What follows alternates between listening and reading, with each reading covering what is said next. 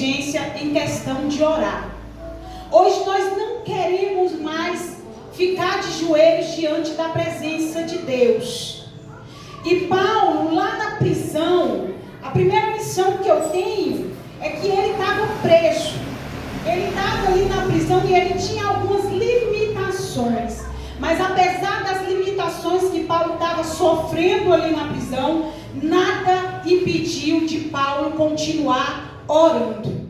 E ele vai escrever essa carta para os fiéis, para os convertidos, que tinham se convertido há pouco tempo. Ele vai escrever essa carta, e essa carta vai servir para aquele povo, como serve para nós, como um fortalecimento, como algo aonde eles iam ser fortalecidos. Mas veja bem, alguém que está encarcerado, alguém que está preso, ao invés, que era para ser ao contrário, porque geralmente quando a gente tem alguém preso, a gente é que escreve carta com palavras ali para confortar, para fortalecer. Mas Paulo sabia ao Deus que ele servia, e Paulo ele vai se colocar de joelhos diante de Deus.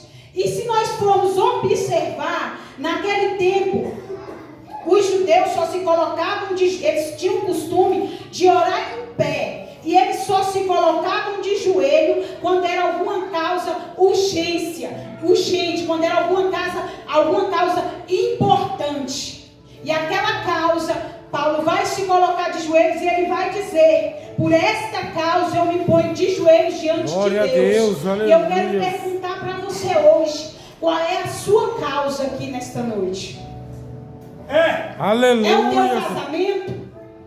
Se coloque de joelho diante de Deus e comece a orar. É a tua saúde? Se coloca de joelho como Paulo se colocou e começa a orar. Irmãos, nós Glória vemos em a Deus, Jesus aleluia. também um exemplo de uma pessoa que orava constantemente. E nós, se formos analisar, Jesus ele era o Filho de Deus. Ele era santo. Ele tinha o Espírito Santo com ele. Se nós formos observar pela vida de Jesus, a gente ia falar assim: ele não precisa de orar. Jesus não precisava de orar.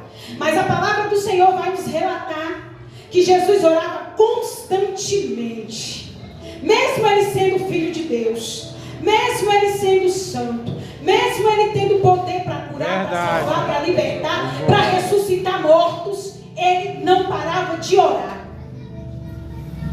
E para nós, irmãos, isso é um exemplo, porque os crentes de hoje em dia não querem mais orar. A oração dos crentes de hoje em dia, sabe como? Hoje tem quarta-feira, eu vou lá no culto, e aí você só ora enquanto você está aqui. Ali no início do culto, vamos ficar de pé e vamos orar. Isso hoje. E aí, irmãos, você ora aqueles minutinhos ali, que é pouco tempo, o tempo é corrido. Logo você quer ir embora, logo começa a dar agonia para ir embora. Então aquela oração ali do começo, que muitas das vezes não dá nem tempo da gente pedir perdão pelos nossos pecados. Não dá nem tempo. Observe que Jesus orava constantemente, mas ele nunca cobrou dos discípulos dele oração.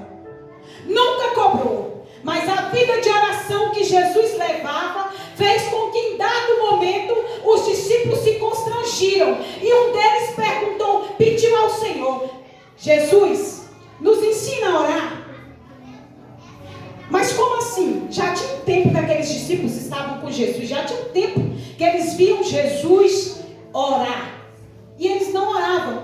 Não. Apesar de já ter um tempo ali do ministério de Jesus, eles não oravam. Porque se eles orassem, eles não tinham perguntado ao Senhor, tinham pedido ao Senhor: Jesus, nos ensina a orar. Não é verdade? Glória a Deus, glória a Deus, aleluia, Jesus. Aleluia, Senhor.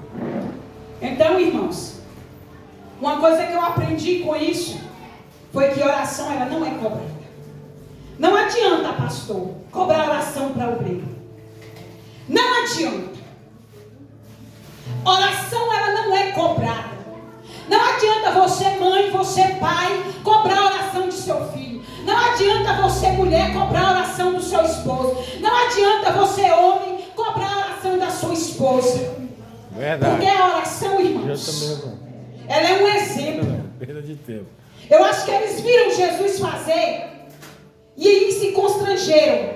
Então as pessoas têm que ver em nós primeiro uma mudança. Antes de você querer mudar alguém, querer cobrar de alguém, comece você primeiro a mudar. Antes de você cobrar a oração de alguém, comece você primeiro a orar. Glória a Deus, aleluias. E aí, irmãos, se nós formos analisarmos, como eu disse, Jesus, se nós formos analisar, ele não precisava. E aí nós, pecadores, nós, falhos do jeito que nós somos, nós queremos viver uma vida sem oração. Mas deixa eu te falar, nessa noite, nenhum ministério vai para frente sem oração.